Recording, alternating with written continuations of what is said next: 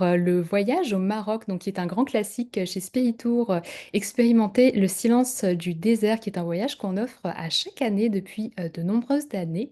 Il aura lieu cette année du 4 au 16 novembre donc 2025, qui durera 13 jours et 11 nuits et qui sera accompagné par Laurent de Roglaudre. Alors Laurent, donc lui, ça fait quelques années qu'il accompagne ce voyage avec nous. Il est coach, formateur, animateur de séminaires et il a découvert les marches initiatiques dans le désert en 2009. C'est un grand passionné du désert, vous allez voir. Et depuis 2015, Laurent guide donc des groupes de personnes à la recherche de sens et de connexion. Puis ce sera avec une grande joie qui vous accompagnera dans ce beau voyage initiatique dans le désert. Alors, sans plus tarder, Laurent, je vous laisse la parole pour nous parler du beau voyage qui nous attend. Merci Anne. Eh bien, en tout cas, ravi de vous présenter ce voyage dans le désert. Quelques petits mots sur qui je suis. D'abord, je suis un papa d'une famille recomposée avec 5 enfants, donc la vie est quelquefois agitée. Et puis, j'ai également une vie professionnelle avec deux parties. Une partie où j'étais salarié et jusqu'à l'âge de 42 ans. Et puis à 42 ans, j'ai pris mon envol pour faire du conseil en management. Moi, ce qui m'anime, conseil en leadership, intelligence collective, ce qui m'anime, c'est le leadership responsable. En fait, je pense que depuis 200 ans, on a fait des choses formidables qui nous permettent de nous voir là maintenant.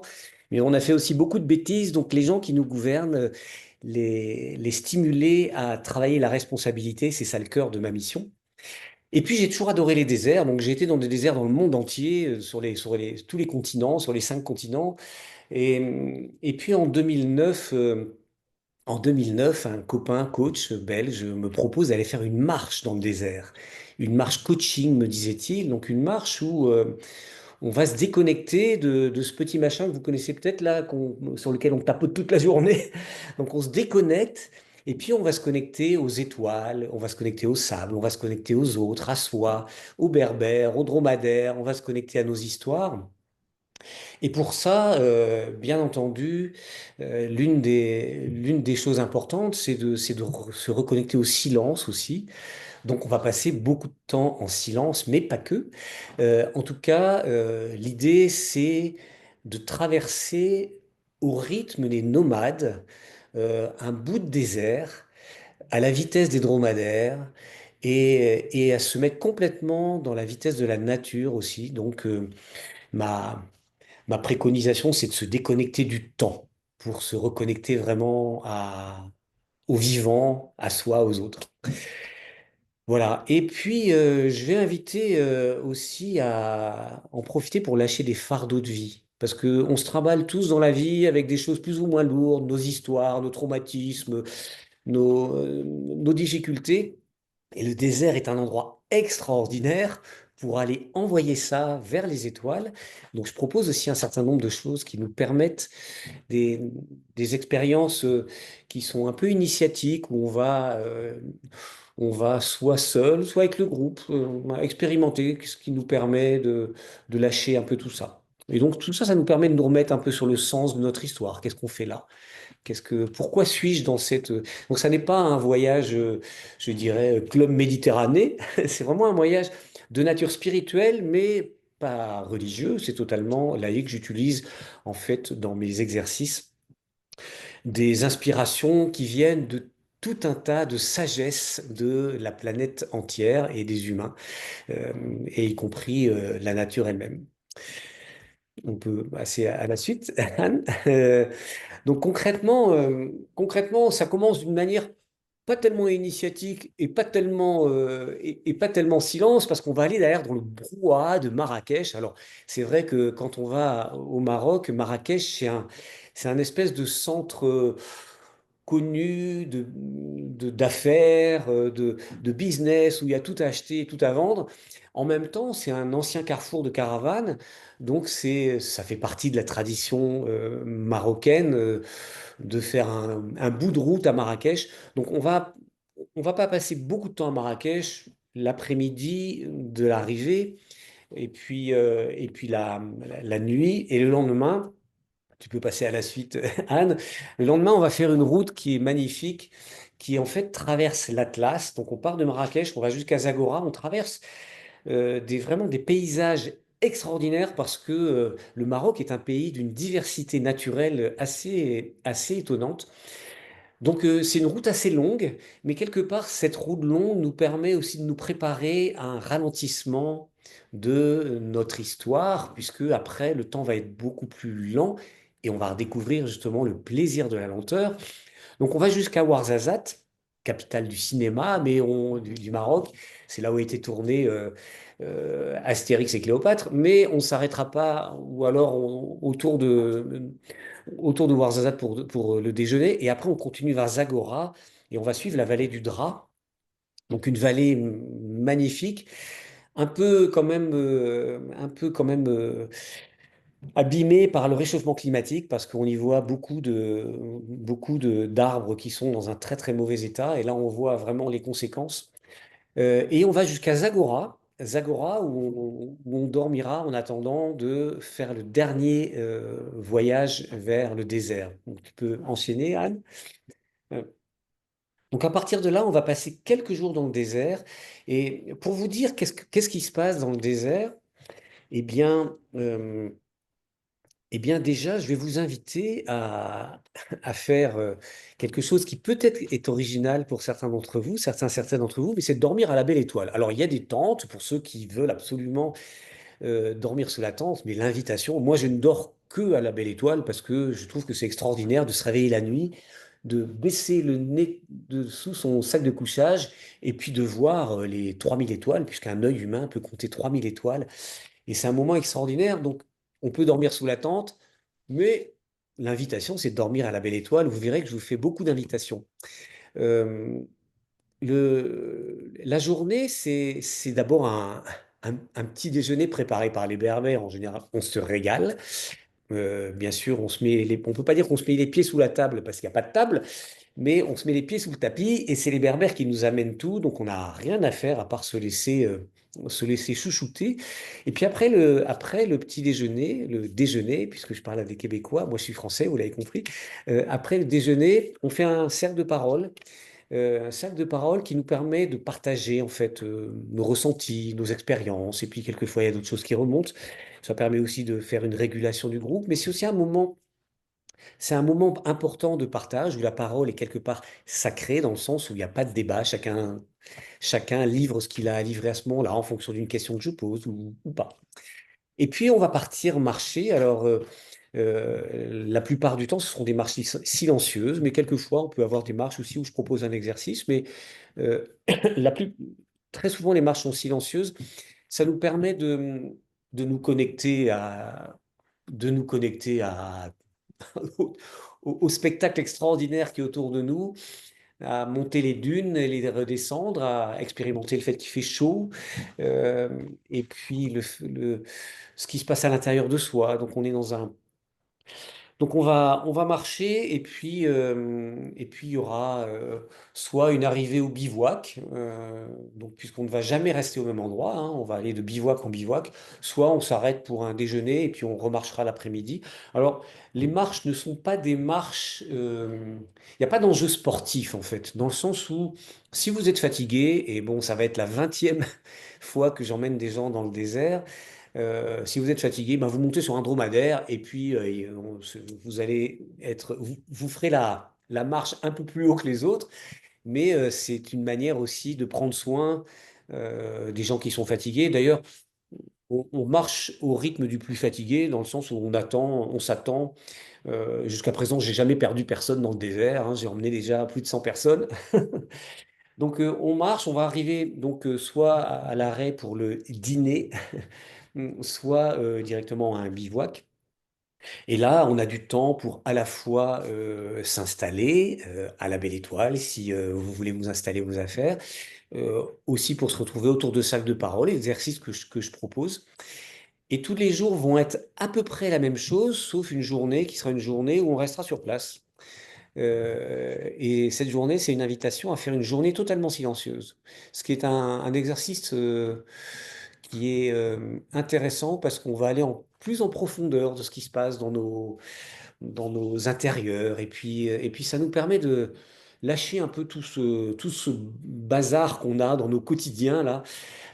Donc c'est une journée où tout le monde est en silence, sauf si vous avez besoin, bien sûr, de venir me voir parce qu'il y a quelque chose, il y a un incident ou quelque chose que vous avez envie de partager avec moi. Voilà, donc ça, c'est une journée un peu particulière. Tu peux enchaîner, Anne. Et puis, donc, on va, au bout de quelques jours, mais on compte plus les jours, parce que l'idée, c'est de plus savoir. En fait, l'invitation, c'est vraiment de perdre totalement la connexion au temps. C'est pour ça que j'invite les participants à arrêter leur téléphone, à le confier à un berbère de façon à ce qu'on n'ait pas accès, et puis à laisser sa montre, à laisser tout ce qui fait référence au temps, parce que le fait de se remettre au temps de la nature, vous ne pouvez pas savoir le bienfait que ça fait. Donc, au bout d'un certain nombre de jours, on sort du désert, c'est-à-dire que c'est magique, il y a des 4x4 qui nous attendent un matin et qui vont nous ramener vers Ouarzazate. Alors, quelques petits détails techniques quand même, on est dans le désert, donc il n'y a pas de danger. Contrairement à toutes les peurs qu'on a, les petites bêtes, d'abord, elles dorment parce qu'on y va à un moment où c'est où elles hibernent, hein, donc j'ai fait déjà 20 fois le parcours, j'ai jamais vu un scorpion. Il y en a, mais ils sont en train de dormir et puis on va pas mettre nos mains dans les trous pour voir si par hasard il n'y a pas quelqu'un qui dort. Euh, bien sûr, on n'a pas des toilettes qui nous suivent, donc nos petits besoins, on les fait de l'autre côté de la dune, on va se cacher de l'autre côté de la dune et en fait, bah, on s'y fait très bien. La position accroupie est en fait bien meilleure sur le plan métabolique. Et puis on brûle notre papier pour pas laisser de traces derrière nous. Et puis, je dirais que on est les uns avec les autres en soutien, que ce soit physique, s'il y en a qui sont fatigués. Ça m'est arrivé hein, que certaines personnes se bloquent le genou au milieu du désert, c'est arrivé. Donc, il y avait une des participantes qui ne pouvait plus marcher, donc elle faisait tout en haut du dromadaire. Et puis, eh bien après, quand elle descendait du dromadaire, on la portait pour aller faire ce besoin, pour s'installer. Ça développe la solidarité et quelque part, ce désert, c'est fait pour ça aussi, c'est pour se rendre compte qu'on est tous en relation les uns avec les autres et qu'on peut être en soutien les uns avec les autres. Donc voilà. Euh, voilà. Et puis donc un jour, on sort du désert et puis on va se retrouver dans des 4x4 qui nous ramènent à Ouarzazate. Ouarzazate où on va passer la nuit et puis le lendemain, alors je crois que c'est jour 12, si je ne m'abuse, il y a une option de voyage en 4x4, cette fois-ci vers la vallée des Roses, qui est dans l'Atlas, en fait, une vallée magnifique dont je reviens d'ailleurs, parce que je viens d'emmener 23 entrepreneurs marcher dans l'Atlas il y a 3 semaines. Et c'est un endroit magnifique. On va prendre le pique-nique au bord d'un torrent. Alors, c'est pas obligatoire, hein, je pense que c'est une option. Sinon, vous pouvez aussi rester à Ouarzazate. Et à Ouarzazate, il y a de quoi s'occuper, déjà pour se reposer, visiter les studios éventuellement de cinéma marocain, ou aller se promener dans la vieille ville. Il y a un petit souk, ça n'a rien à voir par rapport à Marrakech, c'est beaucoup plus confidentiel. Mais en tout cas, c'est aussi un moment pour prendre le temps. Et vous verrez qu'en sortant du désert, vous allez avoir une relation au temps qui est bien différente de celle que vous avez en y entrant, tout simplement parce que tout ralentit. Et c'est très bien comme ça. Voilà. Et puis après, eh bien, c'est le retour vers le Canada, vers le Québec, à partir de Ouarzazate. Et je crois que, Anne, je te laisse la main pour la suite, si je ne m'abuse. Tout à fait. Merci beaucoup, Laurent, pour la présentation de l'itinéraire. Alors maintenant, je vais vous dire quelques mots sur la partie plus technique du voyage, donc les prix et les modalités d'inscription. Alors, concernant les prix, donc il y a en ce moment un rabais Réserveto qui vous permet d'économiser 100 dollars sur votre voyage. Pour profiter de ce rabais Réserveto, il faut vous inscrire avant le 4 juillet de cette année. Donc, le prix en occupation double avec le rabais Réserveto est de 3 399 dollars par personne. Donc, à partir de, une fois passé le 4 juillet, ça passera donc à 3 499 dollars par personne en occupation double. Si jamais vous souhaitez prendre une chambre individuelle, c'est possible avec un supplément de 249 dollars par personne, mais sinon, on peut vous jumeler. C'est ce qu'on a tendance à faire chez Spiritour. Donc, quand vous vous inscrivez, si jamais vous êtes une personne seule qui souhaitait être jumelée, vous nous l'indiquez au moment de votre inscription et puis on s'occupe de le faire pour vous. Alors, concernant ce qui est inclus dans le forfait, donc les vols aller-retour, donc il y a Montréal, Marrakech et Ouarzazate, Montréal avec Royal Air Maroc ou similaires qui sont inclus. 4 nuits en hôtel 3 étoiles, donc en occupation double. 7 nuits en campement dans le désert, donc en tente individuelle. 3 repas par jour, sauf le dîner au jour 12. De l'eau de source à volonté. Les services d'un accompagnateur, donc de Laurent. Les services de guide du désert avec chamelier et cuisinier. Donc, vous serez vraiment bien encadré dans le désert. Transport sur place également sont inclus. Et bien sûr, toutes les taxes aussi sont incluses dans le prix. Concernant ce qui n'est pas inclus dans le forfait, donc l'assurance voyage qu'on vous recommande fortement de prendre. Donc vous pouvez vérifier si jamais vous avez déjà des assurances, par exemple certains avec leur carte de crédit, vérifiez bien les conditions de ce qui est couvert ou non. Ou bien sinon, vous pouvez passer par nous. Nous avons notre partenaire qui est la Croix-Bleue et vous pouvez en faire la demande auprès de la coordonnatrice au moment de votre inscription. Je vais vous mettre les coordonnées de notre coordonnatrice juste après. Donc les boissons alcoolisées ne sont pas incluses non plus. Les pourboires, donc il faut compter environ entre 100 et 150 dollars USD, dollars US par personne pour les guides du désert. Les dépenses personnelles, bien sûr, ne sont pas incluses. Les repas à bord et enregistrement des bagages. Et puis l'excursion facultative qu'on a mentionnée tout à l'heure dans la vallée des Roses, donc n'est pas incluse. C'est une option supplémentaire pour ceux qui le souhaitent. Et aussi donc les fonds d'indemnisation des clients d'agents de voyage qui est en ce moment gratuit. Donc en fait, quand vous réservez un voyage avec une agence certifiée comme la nôtre, Spirito, vous avez une sorte de couverture supplémentaire si jamais il y a certains cas d'annulation pour certaines situations. Donc normalement, vous avez d'abord votre assurance voyage ou assurance annulation qui prend ça en compte, mais il y a aussi comme un deuxième filet de sécurité juste avec le fonds d'indemnisation, juste du fait de passer par nous, une agence officielle. Ensuite, donc, concernant la date limite d'inscription, donc vous avez jusqu'au 4 septembre maximum, donc environ 60 jours avant le départ pour réserver votre place. C'est aussi la date limite pardon, pour votre paiement final. Donc, vous pouvez vous inscrire en faisant un premier dépôt de 750 dollars, ou vous pouvez aussi payer tout d'un coup si vous le souhaitez. Et ensuite, vous avez aussi maximum, donc jusqu'au 4 septembre, pour payer le reste de la totalité du montant de votre voyage. Pour vous inscrire, il y a 2 façons de le faire. La plus facile et la plus rapide, c'est de vous rendre directement sur notre site web spiritour.com, donc le site web juste ici. Pour les personnes donc, qui regardent en live avec nous en ce moment, on va vous envoyer la rediffusion par courriel lundi, donc la vidéo enregistrée, et on va aussi vous fournir tous les liens vers les formulaires d'inscription, vers la page web du voyage pour que vous puissiez avoir accès à toutes ces informations. Et si vous nous regardez en ce moment en redifféré sur YouTube, vous trouverez les informations en dessous de la vidéo dans la description. Sinon, donc l'autre manière de vous inscrire, donc à part sur notre site web, si vous êtes moins à l'aise avec Internet, il y a possibilité de récupérer le formulaire d'inscription qui est donc en PDF. Il faut l'imprimer, le remplir à la main, puis nous l'envoyer par la poste.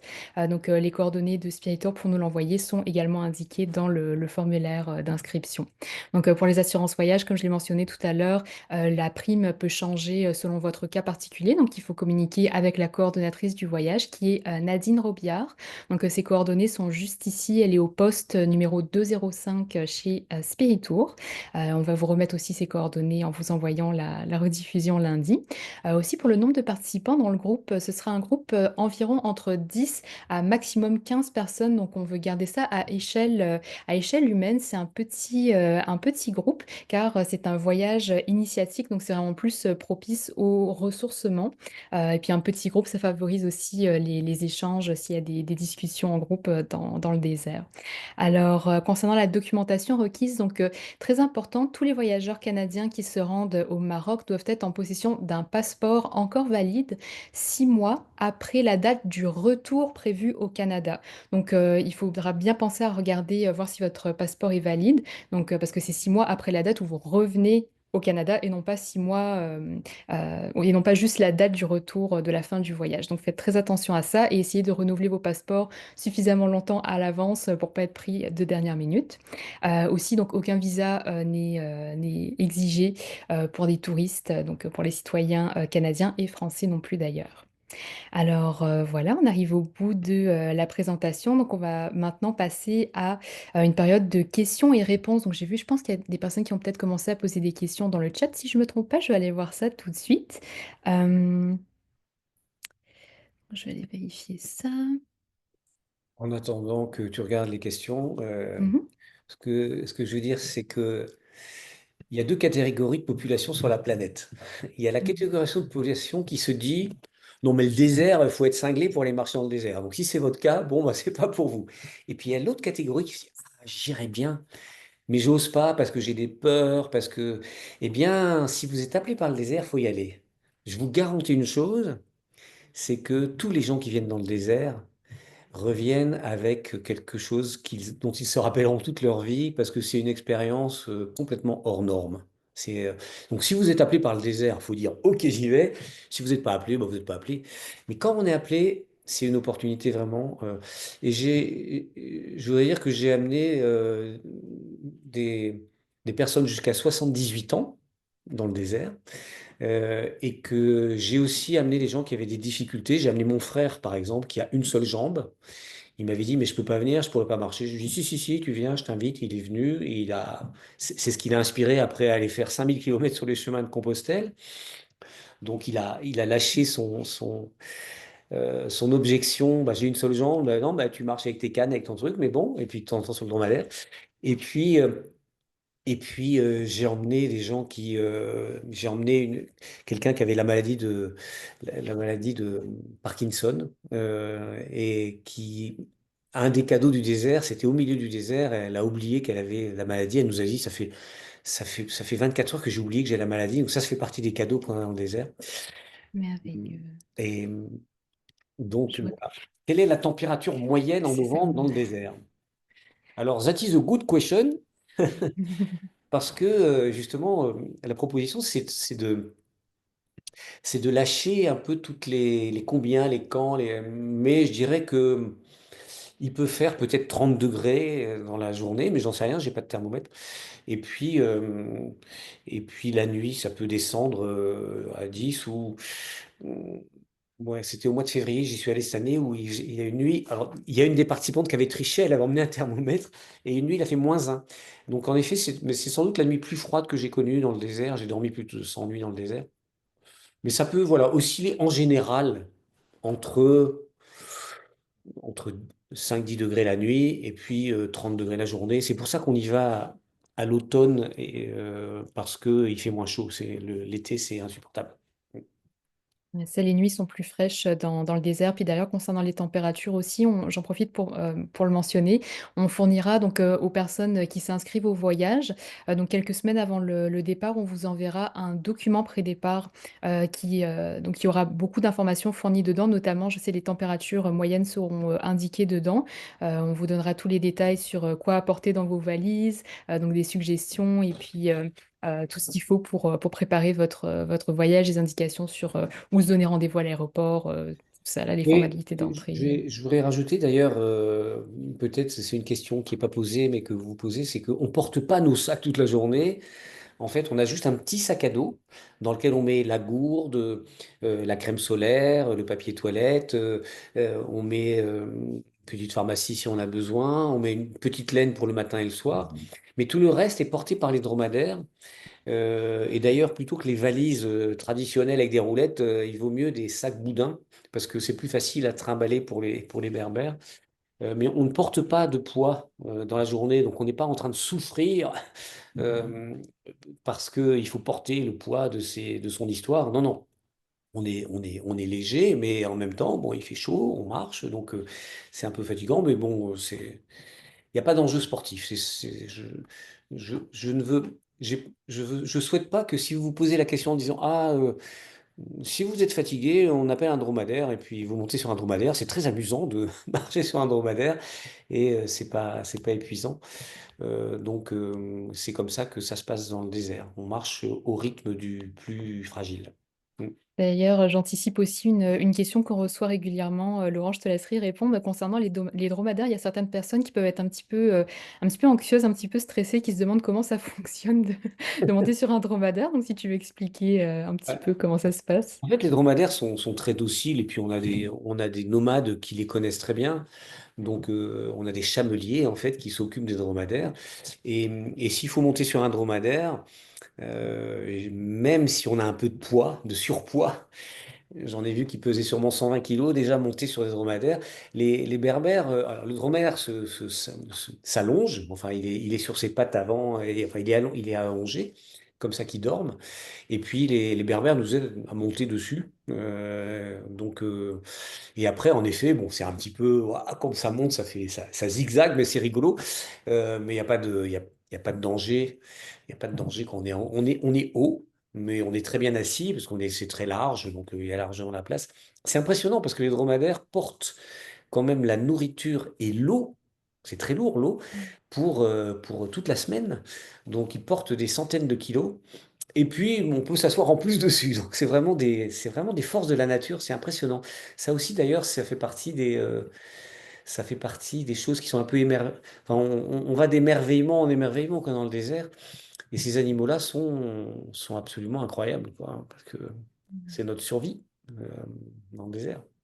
Magnifique. Puis aussi, donc pour l'instant, je vois pas d'autres questions, mais j'anticipe certaines qui nous reviennent parfois aussi. Par exemple, les personnes qui se posent des questions sur les ateliers, donc comment ça se déroule? Il y aura des ateliers au cours de la traversée du désert. Donc, tu veux expliquer un peu comment ça se déroule, à quel moment de la journée, tout ça. Alors, il y a le cercle de parole du matin et puis le soir aussi. Et puis le soir, je vais proposer souvent d'aller un peu plus loin. Alors, j'amène des choses qui sont inspirées de tout un tas d'origines différentes. Par exemple, les accords Toltec que la plupart des gens connaissent, mais je vais faire travailler là-dessus.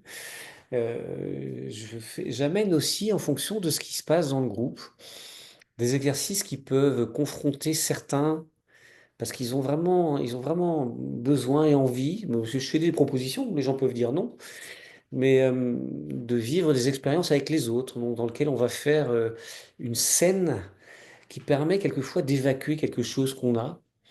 Ou bien ça peut être des exercices symboliques où je dis, bah écoute, voilà ce que je te propose d'aller faire toute seule derrière la dune, d'aller faire un petit feu avec une lettre que tu as écrite ou bien autre chose. Il y a plein de possibilités comme ça. C'est vrai que le désert amène quelquefois à remonter des histoires de vie qui sont lourdes, très lourdes, quelquefois, très très lourdes.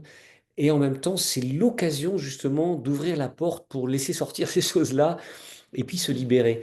Je dois dire que j'ai été impressionné plusieurs fois par en particulier des femmes souvent qui ont livré des choses assez terribles, mais qui ont lâché des choses. Et moi, je trouve que c'est un exercice extraordinaire parce que le désert, il est là pour accueillir. Il est là. Alors, il n'y a pas de désert sans pleurs, c'est pas possible. On peut pas aller dans le désert sans Mhm. pleurs. Mais il n'y a pas de désert sans rigolade aussi parce que comme on a bien pleuré, on peut bien rigoler. Euh, Mhm. Il y a une alors, personne. Ah, il y a une voilà la personne question de qui pose Christiane. une question. Alors, ça ressemble aux constellations familiales, ce que je propose, mais c'est pas tout à fait la même chose.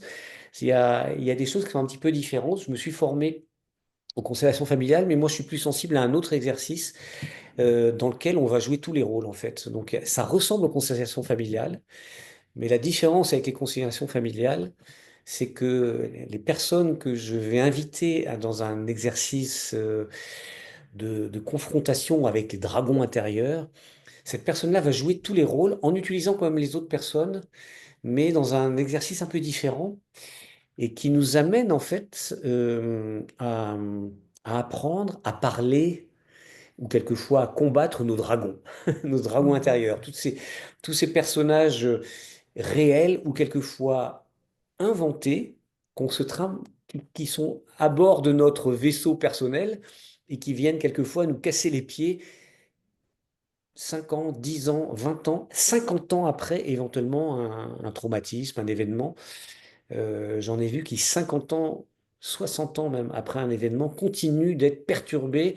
Donc je vais amener les participants à aller se confronter à ça. et allait se confronter pour s'en débarrasser, pour choisir plutôt le côté lumineux de la force, comme disent comme, comme disent les Jedi, parce que il y a une partie de liberté qui nous est retirée quand on est sous finalement la domination de nos personnages intérieurs qui viennent nous empêcher d'eux. Donc ça ressemble aux constellations familiales, mais c'est pas tout à fait pareil. Merci, merveilleux. Alors, je vois que nous n'avons pas, d'autres questions. Christiane nous dit: «Merci». Mais merci à vous pour vos questions, Christiane. Puis surtout, pour les autres personnes, n'hésitez pas, si jamais il y a des questions qui vous viennent, entre-temps, vous pouvez toujours, nous contacter. Appelez-nous chez Spiritour, vous pourrez contacter donc la coordonnatrice du voyage, qui est Nadine, donc en composant le numéro de poste 205. Encore une fois, je vais vous envoyer toutes les coordonnées, et toutes les informations, les liens, tout ça lundi par courriel en vous envoyant la rediffusion des conférences d'aujourd'hui. Alors, donc comme il n'y a pas d'autres questions, Laurent, je te laisse le mot de la fin. Mhm. Oui, je sais pas pourquoi, moi le désert, ça m'a toujours attiré. Et j'ai traversé même le Sahara en voiture quand j'avais 25 ans, donc il y a très très très très longtemps, c'était au siècle dernier. J'ai toujours été attiré par le désert, je ne savais pas pourquoi, mais finalement quand on regarde dans les histoires de l'humanité, très souvent le désert a été révélateur de tas de choses. Alors, dans les religions, vous avez qu'à reprendre la Bible, vous verrez des tas de choses, mais moi c'est pas du tout un désert de nature religieuse. Ce qui est certain, c'est que aller marcher dans le désert, ça remplit plusieurs fonctions. Ça remplit la fonction déjà de marcher. Parce que quand on marche, on est dans un métabolisme qui est sain à la fois pour le corps, mais aussi pour le cerveau. Ça remplit la fonction aussi d'être loin de tout ce brouhaha permanent qu'on a tous parce qu'on est sans arrêt connecté. Et là, on est déconnecté, ça nous permet vraiment de... On ne sait pas ce qui se passe sur le reste de la planète et c'est très bien, ça calme un peu le jeu. Ça remplit aussi la fonction d'être en relation avec une nature qui est absolument étonnante, parce que certaines personnes me disent, bah, que dans le désert, il n'y a que du sable. Mais non, dans le désert, il y a une diversité, il y a de la vie partout, c'est très étonnant. Et puis, ça remplit la fonction de nous connecter à plus grand que nous, parce que la nuit, quand on regarde les galaxies, quand on regarde la Voie lactée, quand on regarde c'est absolument. Alors, on n'a pas de perturbation lumineuse parce que on est loin des villes, bien sûr, et on n'a pas un seul avion. J'ai jamais vu un avion passer. On n'est pas sur les routes aériennes, donc on voit des satellites, mais on ne voit pas d'avion. Donc, en fait, on se connecte vraiment à la nature. Et quand je dis la nature, ça va des galaxies aux dromadaires, qui sont des animaux absolument étonnants, qui se sont adaptés aux conditions terribles de. Et en même temps on est complètement en sécurité parce qu'on est avec des humains, les Berbères, qui sont, qui nous accueillent chez eux finalement parce que c'est leur univers. Et dans cet univers-là, ils savent à la fois prendre soin de nous, ils sont toujours aux petits soins, et puis de temps en temps, l'air de rien, ils nous passent un petit message symbolique ou de sagesse qui paraît toujours bien vu parce que voilà, je vais laisser justement la dernière parole à un berbère. Un jour, je demande à un jeune berbère qui avait, je sais pas, 25, 27 ans, qui était le guide qui nous accompagnait. Je lui dis, mais comment tu fais pour t'y retrouver dans ces dunes? Dans quelle direction? Et lui, plutôt que me répondre à ma question d'occidental à la noix de coco, il me dit, on se guide avec le vent. Il m'a répondu de manière poétique. Et moi, j'ai trouvé ça extraordinaire parce C'est tellement beau. il répondait vraiment pas à la question que je lui posais, mais c'est vraiment la bonne réponse qu'on attendait, de se reconnecter à la poésie. Et donc le désert, c'est ça. Merveilleux. Merci beaucoup Laurent, d'avoir pris le temps de nous présenter le beau voyage, qui nous attend au Maroc. Alors surtout, à toutes les personnes, on vous invite, vraiment à rejoindre ce beau voyage. C'est un voyage, de toute une vie. Toutes les personnes qui vont dans le désert, ils nous reviennent avec des beaux témoignages de l'expérience qu'ils ont eue.